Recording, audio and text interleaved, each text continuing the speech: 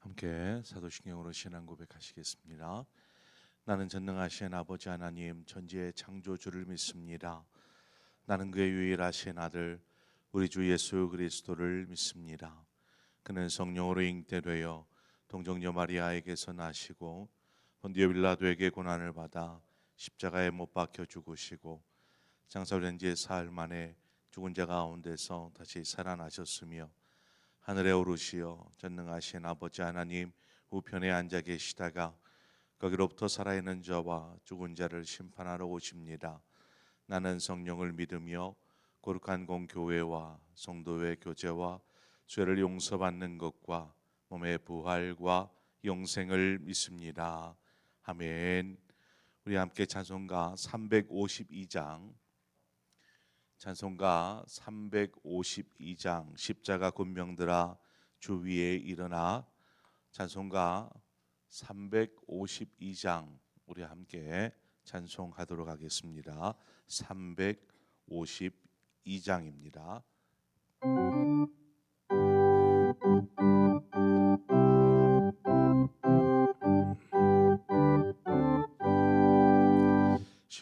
십자가 군병들아 주 위에 일어나 기들고 앞서 나가 감대히 싸우라.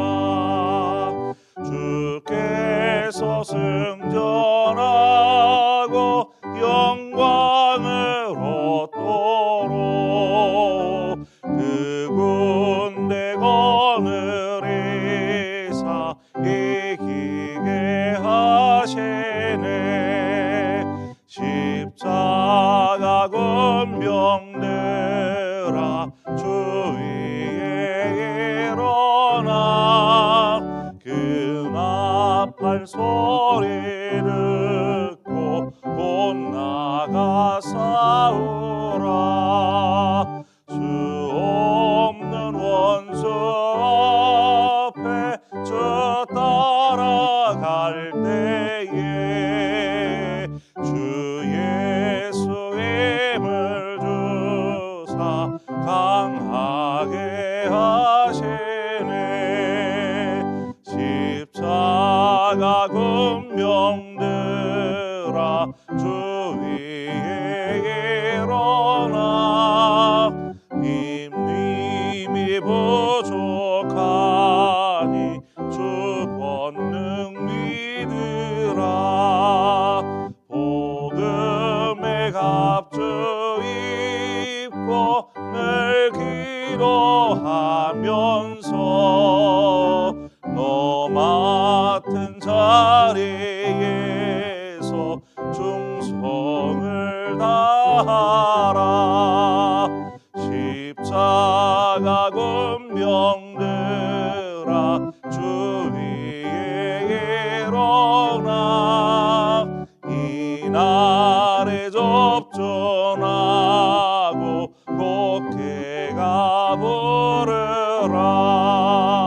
승전한 군사들을 영생을 얻으며 영광의 주와 함께 왕노릇하리라. 아멘.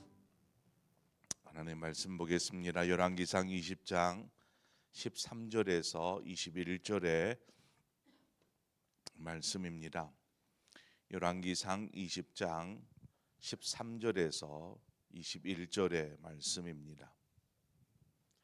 한 절씩 교독해서 보겠습니다. 한 선지자가 이스라엘의 아합 왕에게 나아가서 이르되 여호와의 말씀이 내가 이 큰 무리를 보느냐 내가 오늘 그들을 내 손에 넘기리니 너는 내가 여호와인 줄 알리라 하셨나이다.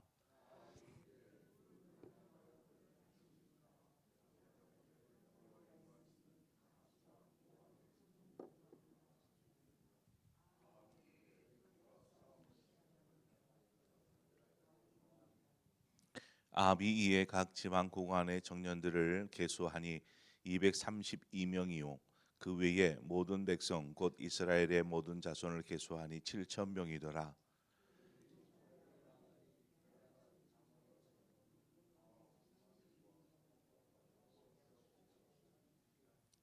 각 지방의 고관의 청년들이 먼저 나가더라. 베나다시 정탐꾼을 보냈더니 그들이 보고하여 이르되 사마리아에서 사람들이 나오더이다 하매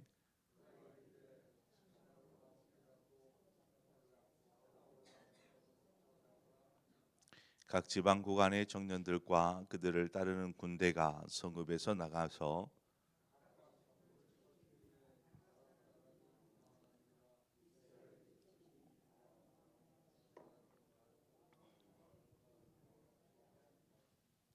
함께 읽습니다. 이스라엘 왕이 나가서 말과 병거를 치고 또 아람 사람을 쳐서 크게 이겼더라. 아멘. 아람 왕 베나닷이 사마리아 성을 공격하게 됩니다. 아합과 북이스라엘, 특별히 사마리아에 있는 사람들은 이 아람 왕 베나닷에게 맞서서 싸울 어떤 아무런 힘도 가지고 있지 않았습니다. 분명히 그들이 원하는 것은 들어주되 들어주지 못할 것은 우리가 하지 맙시다라고 신하들은 얘기하지만 할 수 있는 게 뭐가 있어야지요. 그런데 이때 한 선지자가 등장합니다. 그리고 아합 왕에게 하나님께서 이 전쟁을 승리케 하시리라 말씀해 주죠. 우리가 어제도 살폈던 것처럼 하나님께서 하나님의 백성들로 하여금 무엇을 원하고 계시는지 그것은 하나님께 돌아오는 것이었습니다. 우상 숭배에서 떠나 하나님께로 돌아오는 것. 하나님은 우리와의 관계가 이처럼 회복되어지고 친밀하여지기를 원하십니다. 그 회복을 위해서 때로는 고난 속에 기적을 맛보게도 하시고 또 하나님의 능력을 우리의 삶 가운데 보이시면서까지 우리에게 그 뜻을 말씀하시죠. 갈멜산에서 불로 응답하신 하나님, 그 불 가운데서 하나님의 살아계심을 보이지 않았습니까? 이제 하나님은 아람과의 이 싸움, 전쟁에서 하나님의 능력을 보이고자 하시는 것이죠. 아합이 어떤 왕입니까? 그는 이세벨을 아내로 들였고 이스라엘 백성에게 하나님을 향한 신앙을 버리고 우상을 숭배하도록 북죽인 사람이 바로 이 아합 왕입니다. 이런 아합에게 지금 하나님께서 능력을 보이시고자 하는 것이죠. 아니 어찌 이런 죄인된 아합에게 이러한 하나님의 살아계심을 보이려고 하십니까? 이것이 바로 하나님의 사랑과 은혜입니다. 마태복음 7장 11절의 말씀처럼 그런즉 너희가 악할지라도 좋은 곳으로 자식에게 줄 알거든 하물며 하늘에 계신 너희 아버지께서 자기에게 구하는 자들에게 좋은 것으로 주시지 않겠느냐라고 성경은 말하고 있습니다. 하나님은 그런 분이십니다. 왜 하나님 저런 악한 사람을 도우시나요? 저런 악한 사람에게 은혜를 베푸시나요? 라고 우리가 말할 것이 아니라 우리가 겸손하게 하나님 앞에 엎드려서 하나님의 은혜를 구하는 것이죠. 하나님의 은혜가 우리 가운데 임하시도록. 아합은 선지자의 말을 듣고 믿을 수가 없었습니다. 그래서 누가 누구를 통해서 이기려고 하시는지 묻죠. 이때 선지자가 각 집안의 고관의 청년들을 이야기합니다. 아합은 누가 이 싸움을 주의해야 하는지 묻습니다. 이때에 선지자는 왕이입니다. 아합의 몫이다라는 거죠. 자, 아합은 급히 이제 이 선지자의 말을 따라서 고관의 이 청년들을 지방에 있는 고관의 청년들을 불러 모으기 시작합니다. 그랬더니 232명이 모였습니다. 뿐만 아니라 이스라엘 가운데 아마 사마리아 성 안에 있는 싸움에 나아갈 수 있는 사람들 것입니다. 이들을 계수하였더니 7천 명이 되었습니다. 자, 그러면 7,232명, 이 숫자가 아합이 모을 수 있는 싸움에 나아갈 사람의 숫자였습니다. 그러면 상대방 아합의 군대의 숫자는 얼마나 될까요? 성경에 보니까 보병만 10만이더라 이렇게 이야기합니다. 보병만 10만. 10만과 7,232명과의 싸움인 것이죠. 이것은 숫자로만 보더라도 도저히 상대가 될 수 없는 숫자라고 말할 수 있습니다.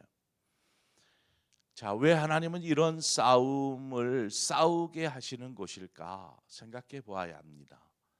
도저히 이길 수 없는 싸움을 왜 하나님은 가서 싸우라 말하는 걸까요? 그것은 이 전쟁을 통해서 하나님의 살아계심과 하나님의 능력을 보이시고자 하기 위함입니다. 사사기에 보면 사사기 7장에 미디안 연합군의 숫자가 13만 5천 명이었습니다. 이 미디안 연합군과 싸워야 할 이스라엘. 그런데 아무리 모아도 이 13만 5천 명에 비하면 턱없이 부족한 숫자가 모였습니다. 몇 명이나 모였을까요? 3만 2천 명이 모였습니다. 13만 5천 명과 3만 2천 명의 전쟁인 것이죠. 그런데 하나님께서 기드온에게 말씀하시기를 숫자가 너무 많다라는 것입니다. 3만 2천 명이 너무 많다. 그래서 하나님께서 이를 줄여서 결국 300명을 택합니다. 기드온의 300용사. 그 300용사와 이 13만 5천 명과 싸우라는 것입니다. 아니 이것이 말이 됩니까? 상식적으로 이것이 가당키나 한 일입니까? 왜 하나님은 300명까지 줄이신 걸까요? 3만 2천 명도 부족하다면 너무나 턱없이 부족한데 이를 줄여 300명으로 줄였습니다. 그리고 300명과 13만 5천 명과 싸우라는 것이죠. 왜 이렇게 줄이셨는가? 사사기 7장 2절에 가보면 여호와께서 기드온에게 이르시되 너를 따르는 백성이 너무 많은즉 내가 그들의 손에 미디안 사람을 넘겨주지 아니하리니 이는 이스라엘이 나를 거슬러 스스로 자랑하기를 내 손이 나를 구원하였다 할까 함이니라. 이렇게 말하고 있습니다. 만약 13만 5천 명과 이스라엘 백성들 3만 2천 명과 싸워서 이길 수 없는 싸움이지만 설령 이 싸움에서 승리하였다 할 때에 싸워서 이겼다 할 때에 이 싸움의 승리를 우리가 잘해서 이겼다, 우리의 힘으로 이겼다라고 할까봐 하나님께서 300명으로 줄이셨다라는 것입니다. 바꿔 말하면 이 전쟁은 누구의 전쟁이다라는 것이죠. 이스라엘과 미디안 연합군의 전쟁이 아니라 하나님의 전쟁이며 또한 이 전쟁의 승리는 하나님의 승리라는 것입니다. 그것을 기드온을 통해서 말씀하고 계시는 것이죠. 오늘 본문의 상황도 이와 비슷합니다. 숫자는 적지만 하나님은 당신의 능력으로 이 아합과 이스라엘 백성에게 그 승리를 주시겠다. 하나님의 살아계심을 보여주시겠다. 이것을 보면 이스라엘 너희들이 내게로 돌아올 것이라 이렇게 말하고 있다라는 것입니다. 이 전쟁 역시 무엇 때문에 하나님께서 이 전쟁을 치르게 하시는 겁니까? 이스라엘 백성으로 하여금 돌아오게 하기 위함이었다라는 것입니다. 하나님만이 살아계십니다. 이 고백을 하게끔 하기 위해서 이렇게 하시더라는 것이죠. 여러분, 우리의 삶에 도저히 불가능하다라고 판단되는 일들이 있습니다. 이것은 내 힘으로는 도저히 불가능해 라는 거죠. 그래서 이것이 가능할까? 어떤 일에 있어서 이 일이 정말 가능할까? 먼저는 사람도 없고 재정도 없고 믿고 의지할 만한 어떤 것도 없는데 왜 하나님은 이것을 하라고 말씀하고 계시는 것일까? 아무것도 없는데. 우리는 여기서 두 가지 선택을 하게 됩니다. 그래도 하나님을 믿고 죽이 되든 밥이 되든 한번 해봅시다. 이러한 결정과 또 다른 하나는 안 되는 줄 알고 포기해 버리는 거죠. 이건 도저히 불가능하잖아요. 사람도 없고 재정도 없고 어떤 의지할 만한 어떤 것도 없는데 이걸 어떻게 합니까? 우리 멈춰야 합니다. 포기하는 것입니다. 여러분, 하나님의 능력은 믿음으로 나아갈 때 경험되어집니다. 믿음으로 경험하는 것이죠. 그래서 성경은 말합니다.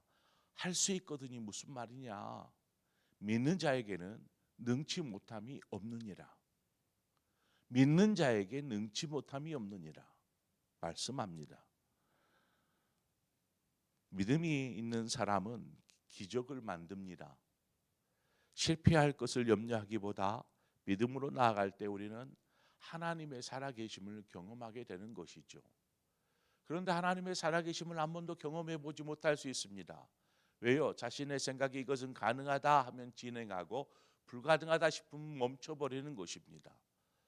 여러분, 하나님께서 말씀하시면 하나님께서 여러분의 삶 가운데 도저히 이건 불가능한 일인데도 불구하고 하나님께서 뭔가 말씀하시면 말씀을 따라 믿음으로 순종해 나아가십시오. 그러면 하나님의 역사를 경험하게 됩니다. 우리는 그것을 통해서 하나님이 살아계시는구나, 내 삶 가운데 일하고 계시는구나, 우리는 고백하게 됩니다. 싸움이 시작될 때에 아람 왕 베나닷은 그 32명의 왕들과 더불어서 마시고 취해 있었습니다. 군세를 보나 지금 사마리아 성 전체를 포위하고 있는데 지금의 상황을 보나 이미 이 싸움은 자신들이 이긴 싸움이다라고 생각하고 있었습니다. 그러니 장막에 들어가서 자, 우리 미리 승리를 자축합시다. 먹고 마시고 취해 있는 것이죠. 이때에 그 뽑았던 232명의 고관의 자식들이 일어납니다. 고관의 청년들이 사마리아 성의 문을 열고 바깥으로 나오죠. 그 얘기를 전해들은 베나닷이 뭐라고 합니까? 저희들이 아마 화친을 위해서 사람을 보내든지 아니면 싸우러 나오더라도 우리가 능히 저들 이길 수 있으니까 저들을 붙잡아 오라, 이렇게 이야기합니다. 그런데 웬걸요, 그들 뒤에 7천 명의 군사가 함께 동행하여 나옵니다. 그것조차도 분명히 이길 수 있을 거라 생각했는데 갑작스런 이러한 군대가 공격해 오자 당황하였는지 그들에게서 밀려서 결국 도망하기에 이릅니다. 그러니까 술에 만취해 있다가 아니 저들이 군대를 이끌고 나와서 공격하여서 우리가 당황하여 지금 패하고 도망가고 있습니다. 하니까 저들도 불이 났게 도망하는 것이죠. 후에야 이스라엘이 승기를 잡은 것을 확인하고 아합이 이 말과 병거를 이끌고 아람을 공격하여서 큰 승리를 가져오게 됩니다. 아합은 여전히 불신하고 있었어요. 하나님의 선지자가 이야기했다고 하지만 자신의 눈으로 볼 땐, 자신의 판단으로 생각할 때에는 도저히 이 싸움 이길 수 없다라고, 이 싸움에 승리할 수 없다라고 생각하고 있었던 사람이었습니다. 그래서 자신이 전쟁에 먼저 나서지 않습니다. 사마리아 성에서 가만히 움직이지 않습니다. 그들에게 나간 것은 그 하나님의 선지자가 얘기했었던 고관의 젊은 사람들과 7천 명의 사람 군대였습니다.